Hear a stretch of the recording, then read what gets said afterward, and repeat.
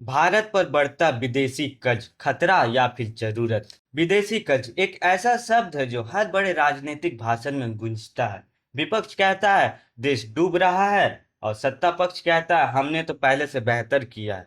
लेकिन क्या आपने कभी सोचा है कि भारत पर वास्तव में कितना विदेशी कर्ज है और क्या यह वाकई खतरनाक है? आज की इस वीडियो में हम आपको बताएंगे भारत का वर्तमान फॉरेन डेब्ट कितना है, ये कैसे और क्यों बढ़ता है, और क्या वाकई भारत आर्थिक संकट की ओर बढ़ रहा है या सिर्फ एक भ्रम है। वित्त मंत्रालय की ताजा रिपोर्ट के अनुसार दिसंबर 2024 के अंत तक भारत का विदेशी कर्ज 717.9 बिलियन डॉलर हो चुका था, जबकि दिसंबर 2023 में यह 648.7 बिलियन डॉलर था। यानी सिर्फ एक साल में कर्ज 10.7% की बढ़ोतरी हुई।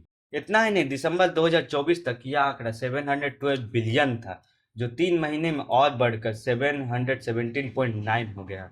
यानी बढ़त की रफ्तार लगातार बनी हुई है। अगर पीछे जाए तो 2010 में यह कर्ज था सिर्फ 290 बिलियन और 2019 में बढ़कर हुआ 561 बिलियन और कोविड के बाद यानी 2022 में ये 615 बिलियन के पार पहुंच गया। अब सवाल ये उठता है कि विदेशी कर्ज आखिर होता क्या है और सरकार को इसकी जरूरत क्यों पड़ती है। जैसे आम आदमी बैंक से लोन लेता है, वैसे ही सरकारें भी अपनी जरूरतों के लिए विदेशों से पैसा लेती। इसे ही कहते हैं एक्सटर्नल डेब्ट।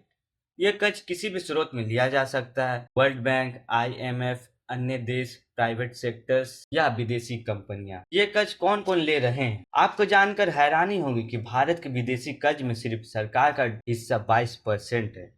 बाकी 78% कर्ज लिया गया है नॉन फाइनेंशियल कंपनियां 36.5%, बैंक और फाइनेंशियल इंस्टीट्यूशन 27.8% और अन्य वित्तीय संस्थान 8.7%। यानी टाटा, रिलायंस जैसी बड़ी कंपनियां और प्राइवेट बैंक भी अंतर्राष्ट्रीय बाजार से भारी उधार ले रही है।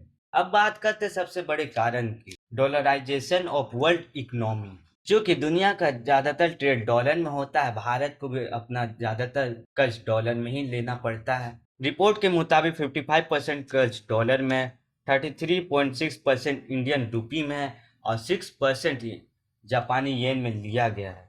जब डॉलर महंगा होता है तो भारत को उसी कर्ज पर ज्यादा ब्याज चुकाना पड़ता है। पिछले एक साल में 12 बिलियन डॉलर का अतिरिक्त बोझ सिर्फ डॉलर की कीमत बढ़ने से बढ़ा है।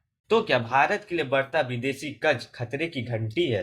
1991 की याद दिला दूं, जब भारत को अपना सोना गिरवी रखना पड़ा था, लेकिन उस वक्त देश के पास ना रिजर्व था ना स्ट्रेटजी। आज भारत के पास 650 बिलियन डॉलर का फॉरेन एक्सचेंज रिजर्व है, जो एक मजबूत बफर है।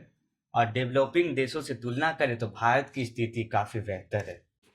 इसके अलावा जो कर्ज लिया जा रहा है वो केवल खर्च के लिए नहीं बल्कि नए प्रोजेक्ट, इंफ्रास्ट्रक्चर और नौकरियों के लिए भी है। इसलिए कहना कि भारत डूब रहा है पूरी तरह सही नहीं है। हाँ, बढ़ते कर्ज पर नजर रखना जरूरी है। सरकार और कंपनियों को चाहिए कि वो फाइनेंशियल डिसिप्लिन बनाए रखें ताकि भारत कभी भी 1991 जैसी स्थिति में ना पहुंचे।